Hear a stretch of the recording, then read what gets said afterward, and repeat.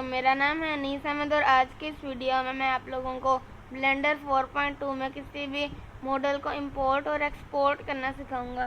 तो उसके लिए मैं पे ए प्रेस कर लेता हूँ और इन्हें डिलीट कर लेता हूँ। और मैंने यहाँ पे एक मॉडल डाउनलोड किया हुआ है। मैं आप लोगों को पहले मैं आप लोगों को इंपोर्ट करना सिखाता हूँ, फिर एक्सपोर्ट करना सिखाता हूँ। तो क्या मेरे पास एक मॉडल है, मैं उसको यहाँ पे लेके आऊँगा। उसके बाद फिर मैं वापस एक्सपोर्ट कर दूँगा। तो उसके लिए मुझे यहाँ पे फाइल में जाना होगा और यहाँ से इंपोर्ट में आना होगा और यहाँ से FBX में आना होगा। और आप लोगों ने यहाँ पे जो सा भी करैक्टर डाउनलोड किया है आप लोग वहाँ से चुन लें। मैंने ऐसे क्लिक कर लिया है, आप लोग यहाँ पे देख सकते हैं। यहाँ पे मॉडल आ गया। तो मैं यहाँ पे S प्रेस करके इसे छोटा कर लेता हूँ पहले।